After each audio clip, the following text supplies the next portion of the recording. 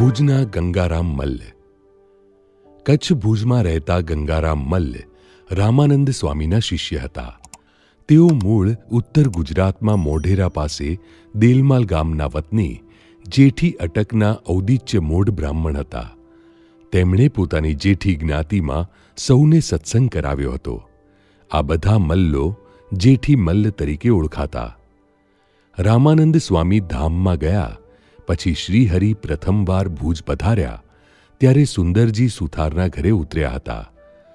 ગંગારામ તથા ભુજવાસીઓ સૌને ખબર હતી કે રામાનંદ સ્વામીએ સહજાનંદ સ્વામીને સાક્ષાત નારાયણ તરીકે ઓળખાવ્યા હતા. સુંદરજી સુથારે તો અગાઉ બંધિયામાં શ્રીહરિના પ્રથમ દર્શને તેમના સ્વરૂપનો નિશ્ચય કરી લીધો હતો. શ્રીહરિ ડેલામાં આવ્યા કે તરત જ ત્યાં તેમના ઘરમાં 1.5 હાથ ઊંચી પથ્થરની પાળ હતી. આ સ્થાન હજુ પણ છે અને સૌ ભક્તો તથા યાત્રાળુઓ સુંદરજીભાઈના પ્રસાદીના ઘરના દર્શન કરવા જાય ત્યારે આ સ્થાનના દર્શન કરે છે. તે ઉપર જેમ ઘોડી પલાણે તેમ શ્રીહરિ બેસી ગયા હતા. તેમનું આ ચરિત્ર સૌને જરા વિચિત્ર લાગ્યું, પરંતુ ભગવાનની રીત અલૌકિક હોય છે. આ લોકની ક્રિયા કે આચાર સાથે તે મળતી ન પણ આવે, છતાં તેમની અલમસ્તાઈથી અને નિશંક વર્તવાની ટેવથી જ તેમના સત્ય સ્વરૂપની પ્રતીતિ મુમુક્ષુઓને થઈ શકે. પછી શ્રીહરિ ત્યાં આવેલા ભક્તોની સભામાં આવી બિરાજ્યા. શ્રીહરિની રુચિની સૌને જાણ થઈ ગઈ હતી. તેથી બાઈ હરિભક્તો પુરુષ વર્ગથી થોડે દૂર બેસી શ્રીહરિના દર્શન કરવા લાગ્યા. શ્રીહરિએ આ સભામાં સત્સંગ સંબંધી ઘણી વાત કરી તેમજ પોતાના સ્વરૂપની પણ પરોક્ષ ભાવે વાતો કરી. રામાનંદ સ્વામીના સ્વરૂપની નિષ્ઠાવાળા જે હરિભક્તો હતા તેમને શ્રીહરિની વાતોથી શ્રીહરિ સાક્ષાત પરમાત્મા છે તેવો નિશ્ચય થયો. સંવત 1864માં શ્રીહરિ ગંગારામ મલ્લને ત્યાં ઉતર્યા. શ્રીહરિ અહીં વડ નીચે સભામાં વાતો કરતા હતા. તે વખતે ખાખી બાવાઓનું ઝુંડ ત્યાં આવ્યું. શ્રીહરિ અને સાધુનું મંડળ જોઈ તેઓ ત્યાં આવ્યા અને કહ્યું, નમો નારાયણ સંતો, કહાં કી મંડળી હૈ? કોઈ જવાબ આપે તે પહેલા જ શ્રીહરિએ કહ્યું, નમો નારાયણ મહંતજી, કુછ ખાના પાએગા? તરત જ તેમણે કહ્યું, રામજી કી મરજી હૈ તો પાવોગે. એટલે શ્રીહરિએ ગંગારામ મલ્લ પાસે જલેબી, સાટા તથા બીજા પકવાનો મંગાવ્યા. તે બધા પકવાનો લઈ મલ્લ આવ્યા એટલે શ્રીહરિ ઉઠ્યા. મલ્લ પાસેથી મીઠાઈ લઈ બાવાઓને આપવા લાગ્યા. ત્યારે તે મહંતે પૂછ્યું, તુમ ક્યા જીવન મુક્તા હૈ? શ્રીહરિએ હસતા હસતા કહ્યું, હા, અમે જ જીવન મુક્તા છીએ. આ સાંભળી ખાખીઓ બોલ્યા, તબ તો હમ નહીં જીમેગા. શ્રીહરિએ કહ્યું, ભલે, તમારા ભાગ્ય જાગે ત્યારે આ હાથની પ્રસાદી જમવા આવજો. એમ કહી શ્રીહરિએ ગંગારામ મલ્લને કહ્યું, તમે આ પકવાનો લઈ જાઓ અને ઘેર સૌને જમાડજો.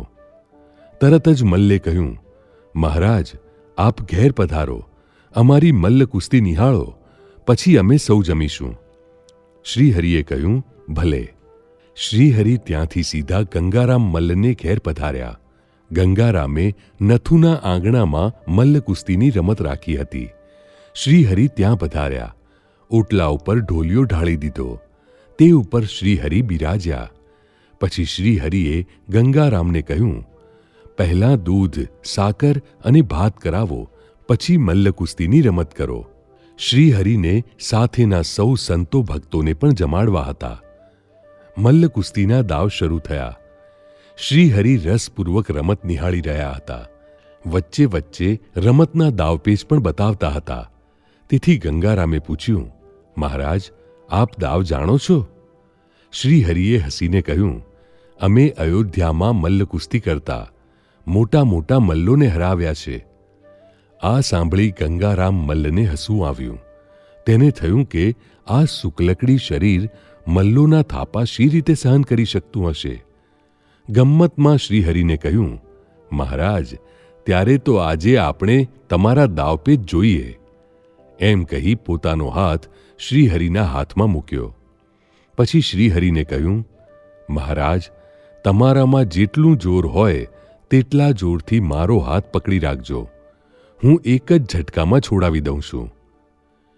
શ્રીહરિએ ગંગારામનો હાથ પકડ્યો. પકડતા પકડતા શ્રીહરિએ કહ્યું, ગંગારામ, તમારો હાથ એટલો જાડો છે કે મારી મુઠ્ઠીમાં આવતો નથી. ગંગારામ હસ્યા અને કહ્યું, તેથી તો કહું છું કે મલ્લ કુસ્તીના દાવપેચ તમો બતાવો છો તે બરાબર, પણ તે કરવા કઠણ છે. એટલે શ્રીહરિએ કહ્યું, છતાં તમે જુઓ તો ખરા કે અમે તમારો હાથ પકડી રાખી શકીએ છીએ કે નહીં. એમ કહી શ્રીહરિએ જોરથી ગંગારામનો હાથ પકડ્યો. ગંગારામે એક ઝાટકો માર્યો, પરંતુ શ્રીહરિની પકડ મજબૂત લાગી. શ્રીહરિએ કહ્યું, મલ્લ, બીશો નહીં, જેટલું જોર કરી શકાય એટલું કરો. ગંગારામે જબ્બર જોર કરી બીજો ઝાટકો માર્યો, પણ શ્રીહરિની પકડમાંથી તે તસુ એક પણ હલ્યો નહીં. તેને પરસેવો વળી ગયો. તેણે શ્રીહરિને કહ્યું, મહારાજ, હવે એક જ ઝાટકો મારું છું, પણ તમો બીજે હાથે આ ઢોલિયાની ઈસ પકડી રાખજો, નહીં તો ઉથલી પડશો. આ રમત બધા રસપૂર્વક નિહાળી રહ્યા હતા. શ્રીહરિએ કહ્યું, ઢોલિયાની ઈસ પકડવાની જરૂર નથી, તમે સંભાળજો, કદાચ તમારો હાથ ઉતરી જશે. એટલામાં તો ગંગારામે જોરથી ઝાટકો માર્યો અને તે સાથે જ કડાકો થયો. તેનો હાથ ઉતરી ગયો. શ્રીહરિની પકડ મજબૂત હતી. તેમનું આસન સ્થિર હતું. મલ્લ એકદમ શ્રીહરિના ચરણોમાં નમી પડ્યો. શ્રીહરિએ કહ્યું, હવે અમારો હાથ તમે પકડો અને જુઓ અમારી રમત. ગંગારામને આ દાવ ઠીક લાગ્યો. તેને થયું કે શ્રીહરિ તેમનો હાથ મારા હાથમાંથી છોડાવી નહીં જ શકે. તેથી તેમણે બીજે હાથે શ્રીહરિનો હાથ જોરથી પકડ્યો. શ્રીહરિએ ઢોલિયા ઉપર બેઠા બેઠા જ એક ઝાટકો માર્યો અને ગંગારામ એકદમ ઉથલી પડ્યા. આખી સભા ખડખડ હસી પડી. ગંગારામ ઝંખવાણા પડી ગયા, પણ તરત જ શ્રીહરિના ચરણમાં પડી ગયા. શ્રીહરિએ તેના બંને હાથે હાથ ફેરવ્યો. તેમની વેદના શમી ગઈ. શ્રીહરિએ કહ્યું, તમારો આ હાથ ઉતરી ગયો છે, તેથી વેદના થતી હશે. આ સાંભળી ગંગારામે કહ્યું, મહારાજ, એ તો ભગવાન પાસે ગર્વ રાખ્યાનું ફળ મને મળ્યું છે, પણ આપની દ્રષ્ટિથી વેદના મટી ગઈ છે. પછી શ્રીહરિએ કહ્યું, હવે સૌ જમવા બેસો, અમે સૌને પીરસીએ. ત્યારે ગંગારામે કહ્યું, મહારાજ, પહેલાં આપ જમવા બેસો, આપને જમાડ્યા સિવાય અમારાથી ન જમાય. શ્રીહરિ હાથ પગ ધોઈ જમવા બિરાજ્યા. ગંગારામે શ્રીહરિને બહુ તાણ કરીને જમાડ્યા. સૌ હરિભક્તો સંતોને પણ પ્રેમથી જમાડ્યા. આમ ગંગારામને ત્યાં શ્રીહરિએ અદ્ભુત લીલા કરી હતી. એકવાર શ્રીહરિ સંત સહિત ગામ આખામાં નારણ દવેને ઘેર પધાર્યા. શ્રીહરિ સભામાં વાતો કરતા હતા. તે વખતે ભુજનો સંઘ આવ્યો. તેમાં ગંગારામ મલ્લ પણ હતા. તેણે એવો સંકલ્પ કરેલો કે શ્રી કૃષ્ણ નાના હતા તેમણે મલ્લ અખાડામાં મલ્લને મારી નાખ્યા હતા. તેમ મને સહજાનંદ સ્વામી કાંઈક પરચો બતાવે તો હું તેમને ભગવાન જાણું, એવો મનસૂબો રાખીને ચાલ્યા આવે છે. તે ટાણે શ્રીહરિએ તેના અંતરની તે વાત જાણીને પોતે ઢોલિયા ઉપરથી નીચે ઉતર્યા ને મલ્લની પેઠે હાથ ઠપકારીને કહ્યું, આવો ગંગારામભાઈ, મલ્લ કુસ્તી કરીએ. ગંગારામ શ્રીહરિની પાસે આવ્યા ત્યારે શ્રીહરિએ પોતાના હાથની આંગળી જરાક તેને પેટે અડાડી કે તરત ગંગારામભાઈ 20 હાથ ઊંચા ઉછળીને 20 હાથ છેટા ખેતરમાં ઢેફામાં જઈને પડ્યા. તે હાડકાં ખોખરા થઈ ગયા. તે તો મલ્લ હતા તેથી જીવતા રહ્યા, બીજો હોત તો મરી જાત. પછી શ્રીહરિએ ગંગારામ મલ્લને કહ્યું, આવો, અધૂરું હોય તો પૂરું કરીએ. ગંગારામ કહે, હે મહારાજાધિરાજ, મારો મનસૂબો હતો તે પૂરો થયો ને તમે તો પરબ્રહ્મ પુરુષોત્તમ નારાયણ છો, તે તમને કોણ જીતે? તમે તો કાળના પણ કાળ છો ને તમથી કોઈ મોટું નથી. ત્યાર પછી શ્રીહરિએ વાલજી મલ્લને કહ્યું, તમે કેવાક બળિયા છો? વાલજી કહે, હે મહારાજ, હું તો અતિ બળિયો છું ને મલ્લ કુસ્તીમાં હું બહુ જ પ્રવીણ છું.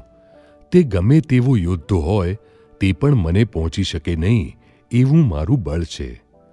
શ્રીહરિ કહે, તમે ઓરા આવો ને અમારી બગલમાં તમારું માથું રાખો, પછી જો તમે કાઢી લો તો ખરા. વાલજીએ આવીને તે પ્રમાણે માથું રાખ્યું. પછી કાઢવાનો ઘણો દાખલો કર્યો, પણ નિસર્યું નહીં. એટલે તે બોલ્યા, હે મહારાજ, માથું મેલી દ્યો. વાલજીએ માથું કાઢવા ઘણી મહેનત કરી, પરસેવેથી પલળીને રેબઝેબ થઈ ગયા. શ્વાસ તો સમાય નહીં, પણ શ્રીહરિ રતિ માત્ર ચલાયમાન થાય નહીં ને મંદ મંદ હસ્યા કરે. પછી તેનો દાખલો જોઈને શ્રીહરિને દયા આવી, તેથી તેનું માથું છૂટું કર્યું.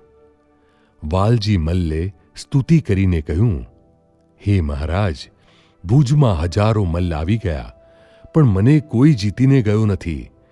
મારી ખ્યાતિ દેશાંતરમાં મોટા રજવાડામાં છે કે ભુજમાં એક વાલજી મલ્લ છે, તેને કોઈ જીતી શકતું નથી. પણ મહારાજ, આપની આગળ તો હું કીડી જેવો ઠર્યો. હું જાણું છું, મને તમારા સ્વરૂપનો નિશ્ચય થાય તે સારું ચમત્કાર દેખાડ્યો.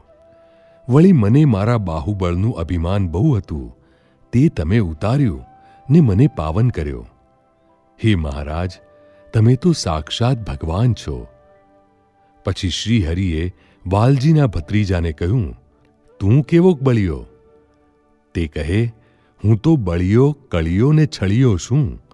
શ્રીહરિ કહે, તારા જમણા હાથની આંગળી મારા હાથમાં લાવ ને તે જો મુકાવી દે તો તું ખરો બળિયો. તેણે એ પ્રમાણે શ્રીહરિના હાથમાં આંગળી દીધી ને શ્રીહરિએ દબાવી. પછી તે કાઢવા માટે બહુ પ્રયત્ન કર્યો, પણ નીકળી નહીં. એટલે તેણે કહ્યું, હે મહારાજ, તમે તો ભગવાન છો, માટે મારી આંગળી મેલી દ્યો. એટલે શ્રીહરિએ તેની આંગળી મેલી દીધી. પછી તે મલ્લને કહે, તું અમારી આંગળી ઝાલી રાખ. તેણે શ્રીહરિની આંગળી જોરથી પકડી, પણ શ્રીહરિએ તરત તાણી લીધી. એમ શ્રીહરિએ તેને નિશ્ચય કરાવ્યો. તે સભામાં ભુજના કેટલાક હરિભક્તો બેઠા હતા. તેમને શ્રીહરિએ કહ્યું, તમારે કાંઈ પૂછવું હોય તો આ સ્વરૂપાનંદ સ્વામીને પૂછો. ત્યારે ગંગારામ મલ્લે સ્વરૂપાનંદ સ્વામીને પ્રશ્ન પૂછ્યો, પૂર્વે ભગવાનના અવતારો આ પૃથ્વીમાં થયા છે, તેમાં અને આ શ્રીહરિ પુરુષોત્તમમાં કેટલો ફેર છે? સ્વરૂપાનંદ સ્વામીએ કહ્યું, રામકૃષ્ણાદિક સર્વે અવતારો અક્ષરાતીત એવા આ પુરુષોત્તમના મોકલ્યા અહીં આવ્યા છે. શ્રીહરિ પોતે અવતારી છે. તેઓ પ્રથમવાર આ બ્રહ્માંડમાં પધાર્યા છે. તે જીવોને પોતાનું સ્વરૂપ ઓળખાવીને નિર્વાસનિક બ્રહ્મરૂપ કરી માયા પાર પોતાના અક્ષરધામમાં પોતાની મૂર્તિનું શાશ્વત સુખ પમાડે છે. તેઓ સદા દિવ્ય સાકાર મૂર્તિ છે. તે ક્યારેય અક્ષરધામનો ત્યાગ કરીને અવતાર ધારણ કરતા નથી. જ્યારે રામકૃષ્ણાદિક અવતારો તો જ્યાં જેવું કાર્ય કરે ત્યાં તેવા રૂપનું ધારણ કરે છે.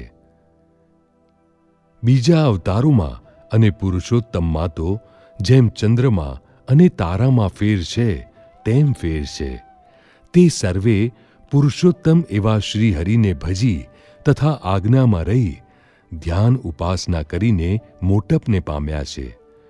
આ વખતે તો પુરુષોત્તમ નારાયણ અતિ દયા કરીને પધાર્યા છે ને ભેળા મુક્તોને પણ લાવ્યા છે.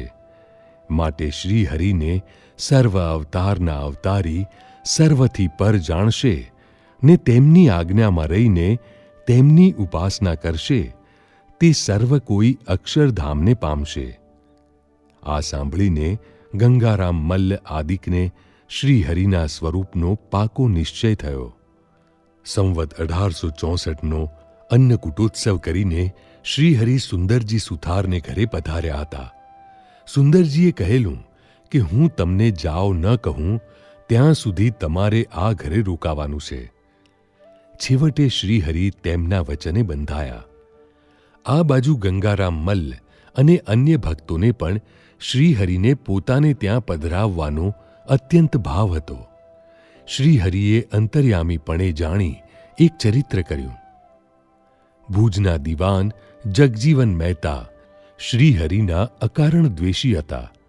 તેમણે જાણ્યું કે સ્વામિનારાયણ સુંદરજીને ત્યાં ઉતર્યા છે.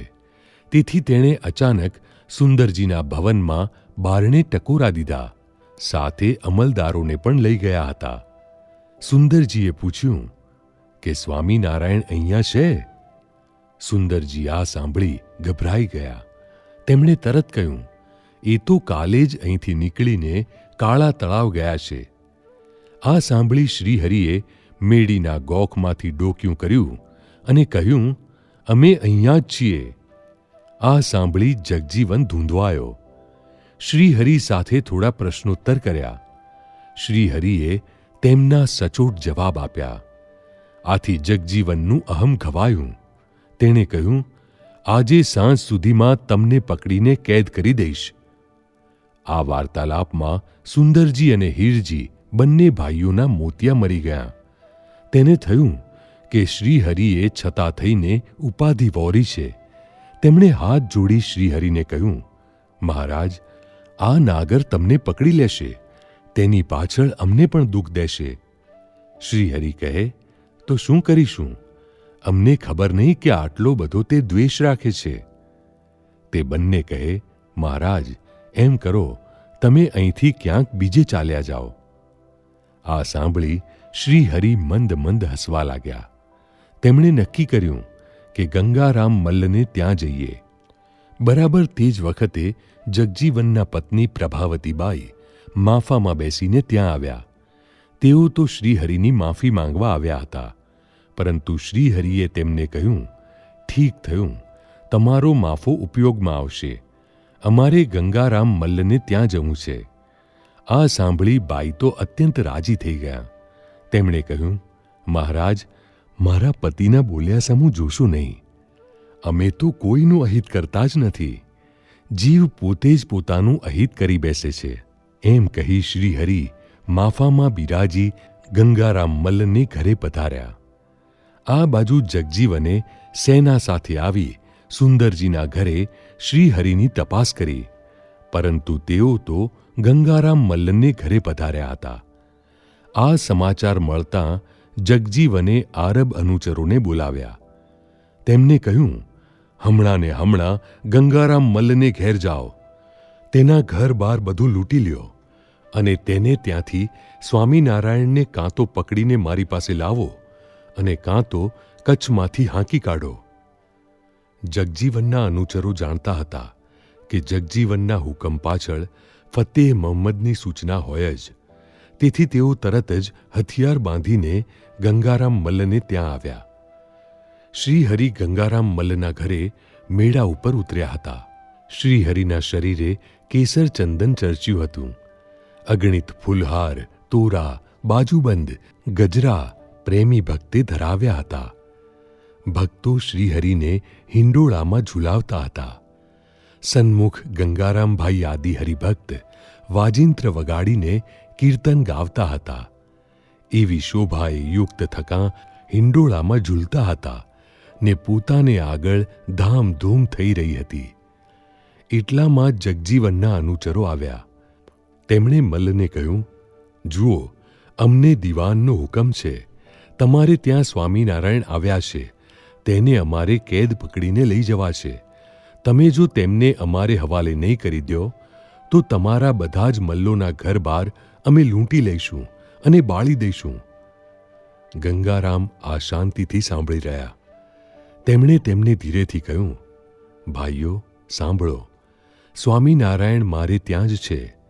તેમને હું જરા જઈને પૂછી લઉં કે જો તે તમારે હવાલે આવી જાય તો અમને શો વાંધો છે? સૈનિકોએ આ સાંભળી લીધું. પછી પૂછ્યું, અને કદાચ તે ના કહેશે તો? તે સાંભળી ગંગારામે કહ્યું, તો આપણે તડજોડ કરવી જ રહી. અમારે ત્યાં આવેલાને અમે એમ તો સોંપી ન દઈએ. એટલું કહી ગંગારામ શ્રીહરિ પાસે આવ્યા.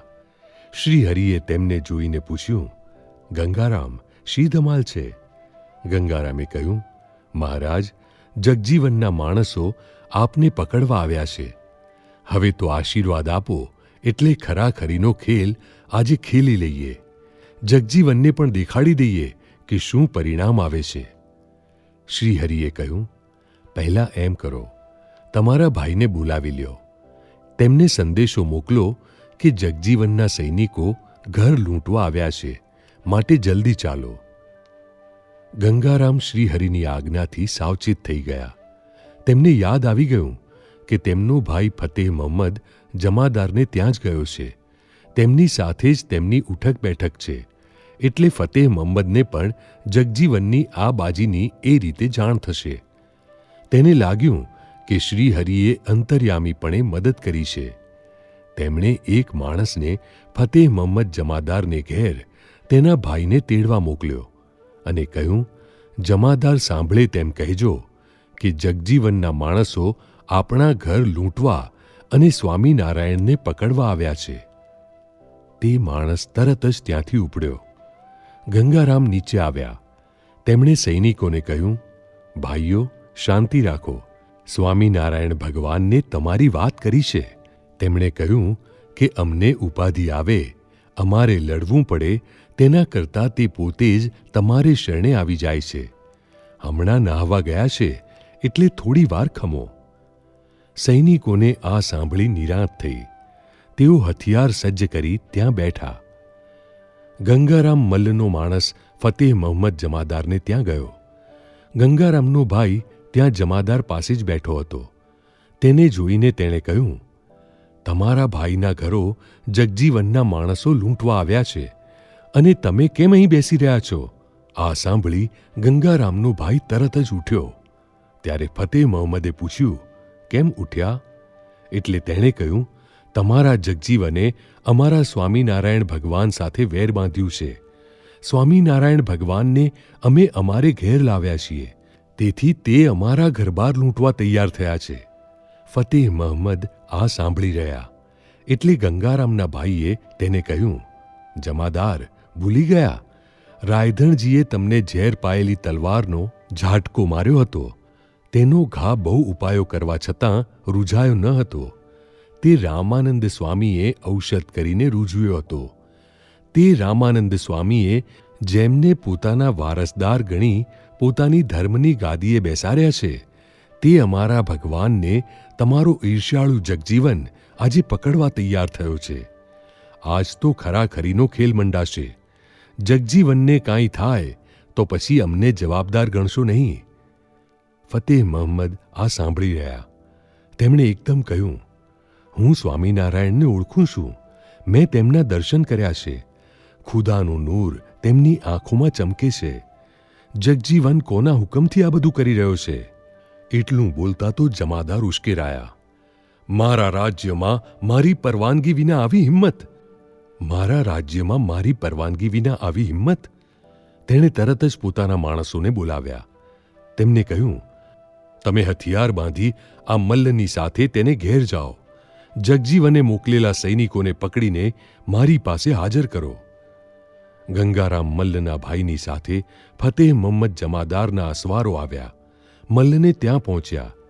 ત્યાં તેમણે જગજીવને મોકલેલા સૈનિકોને જોયા. તેમણે પૂછ્યું, કોના હુકમથી અહીં આવ્યા છો? તેમણે કહ્યું, જગજીવને અમને સ્વામિનારાયણને પકડવા મોકલ્યા છે. આ સાંભળી ફતેહ મહમ્મદ જમાદારના અસવારોએ કહ્યું, જમાદારના હુકમ વિના ચાલી નીકળ્યા છો? પાછા જાઓ. અમને જમાદારે જ મોકલ્યા છે. જો ઘર લૂંટવાનો પ્રયત્ન કરશો તો અમારે તમને પકડીને જમાદાર પાસે લઈ જવા પડશે. જગજીવનના અનુચરો ફતેહ મહમ્મદના અસવારોને ઓળખી ગયા. તેમને લાગ્યું કે ફતેહ મહમ્મદને પૂછ્યા વિના જ જગજીવને આવો હુકમ આપ્યો છે. તેઓ તરત જ હથિયાર લઈને ત્યાંથી નીકળી ગયા. ગંગારામ મલ્લે આ બધું જોયું. શ્રીહરિની શક્તિનો તેમને ખ્યાલ આવ્યો. તેમની કાર્ય કરવાની રીત એવી હતી કે તેમાં કંઈક અલૌકિકતા જેવું કે આશ્ચર્ય જેવું ન જણાય. છતાં દરેક ક્રિયાની પાછળ પોતાની જ શક્તિને તેઓ પ્રેરતા. મલ્લ શ્રીહરિ પાસે આવ્યા, તેમના ચરણ કમળમાં નમી પડ્યા. શ્રીહરિને પ્રાર્થના કરતા કહ્યું, પ્રભુ, આપની કાર્યશક્તિ અલૌકિક છે. આજે આપે અમારું પણ રાખ્યું અને રક્ષા પણ કરી. શ્રીહરિએ કહ્યું, તમારી નિષ્ઠાના બળથી તમારી રક્ષા થઈ છે. ગંગારામ મલ્લના ભાઈએ શ્રીહરિને કહ્યું, મહારાજ, હવે જગજીવનને હું જોઈ લઉં છું. શ્રીહરિએ તેમને વાર્યા અને કહ્યું, તેના કૃત્યો જ તેમને ઝેર કરશે. આપણે કાંઈ જ કરવાની જરૂર નથી. શ્રીહરિ 2 દિવસ ગંગારામને ત્યાં રહ્યા. જગજીવન ભગ્ન હૃદયે શ્રીહરિની પ્રવૃત્તિ નિહાળી રહ્યો હતો, પણ જમાદાર ફતેહ મહમ્મદની બીકથી હવે કાંઈ કરી શકાય તેમ ન હતું. સંવત 1875માં શ્રીહરિએ બોટાદમાં ફૂલદોલનો ઉત્સવ કર્યો. તે વખતે ભુજથી ગંગારામ મલ્લ, તેના પુત્ર માધવજી મલ્લ તથા બીજા મલ્લો પણ સમૈયાનો લાભ લેવા આવ્યા હતા.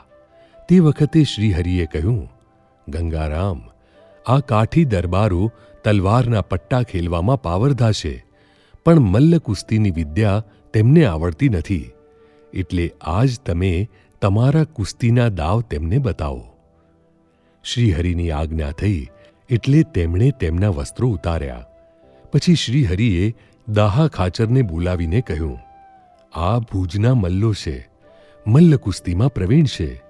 તેમની વિદ્યા અત્યારે બતાવશે, માટે ચોકમાં થોડા ગાદલાં પથરાવી દ્યો. તેમના અખાડામાં તો રેતી હોય તે ઉપર દાવ ખેલે, અહીં આપણે ગાદલા પથરાવીએ. તે સાંભળી ગંગારામ મલ્લે કહ્યું, મહારાજ, એવી કાંઈ જરૂર નથી. અમારા શરીર તો મલ્લ કુસ્તીના દાવ રમીને કઠણ પથરા જેવા થઈ ગયા હોય, અમને કાંઈ વાગે નહીં. દાહા ખાચરે તરત જ ચોક સાફ કરાવી, મોદ પથરાવી, ગાદલાં પથરાવી દીધા. પ્રથમ ગંગારામ મલ્લ તથા તેમના પુત્ર માધવજીએ દાવ શરૂ કર્યો. મલ્લ કુસ્તીના અટપટા દાવમાં કોઈ હેઠો પડે જ નહીં.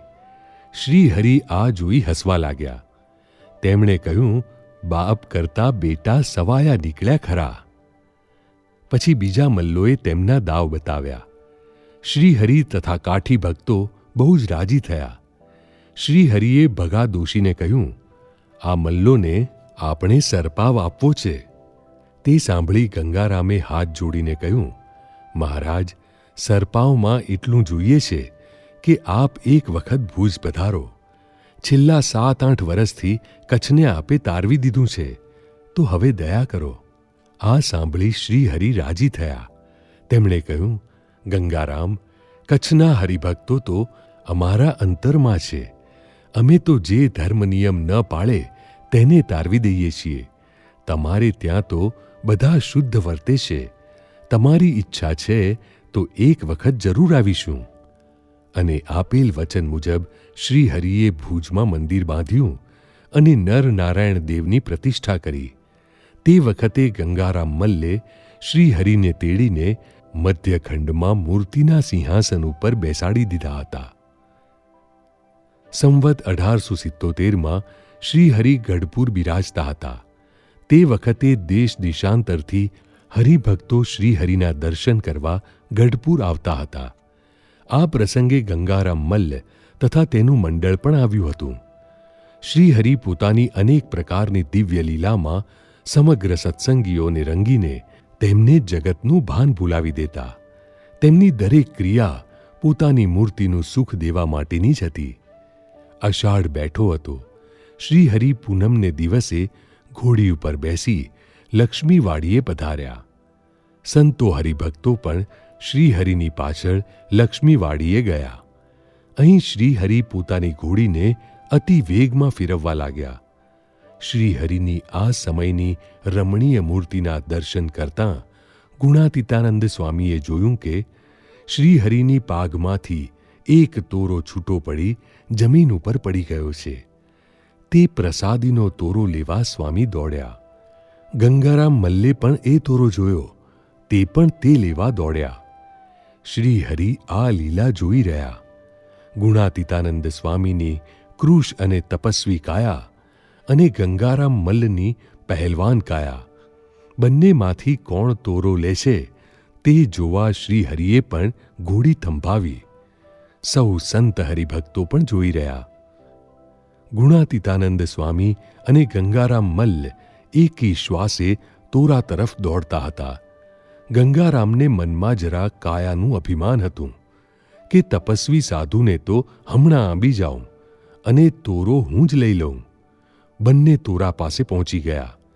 મલ્લ જરા પાછળ રહ્યા, પણ હાથ લંબાવી તોરો લેવા જાય છે ત્યાં ગુણાતીતાનંદ સ્વામીએ પોતાના પગે કરીને તેના પગને આંટી મારી. મલ્લ પડી ગયા. તોરો ગુણાતીતાનંદ સ્વામીએ લઈ લીધો. આશ્ચર્યમુગ્ધ બની સૌ આ તપસ્વી સંતનું આત્મબળ જોઈ રહ્યા. ગુણાતીતાનંદ સ્વામીને શ્રીહરિની મૂર્તિનું જ ફક્ત આકર્ષણ હતું.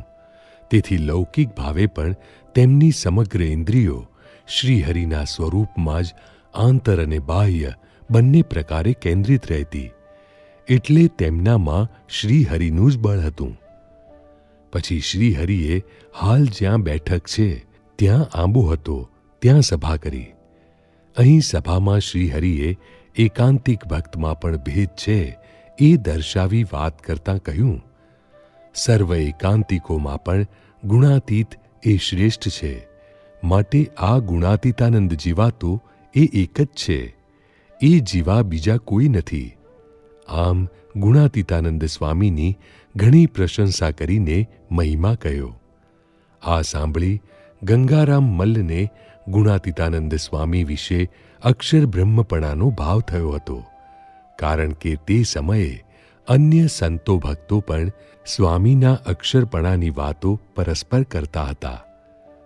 ગુણાતીતાનંદ સ્વામીએ એકવાર કથા પ્રસંગમાં ગંગારામ મલ્લને યાદ કરતાં કહ્યું હતું, ગંગારામ મલ્લમાં હાથી ઊભો રાખે એવું બળ હતું, પણ તેના વેશ્યાએ વખાણ કર્યા એટલામાં લાજ ગઈ. સ્ત્રી છે તે ભારે વિષય છે, એવું બંધનકારી બીજું નથી. આવી વધુ કથા સાંભળવા શ્રવણમાલા ચેનલને સબસ્ક્રાઇબ કરો.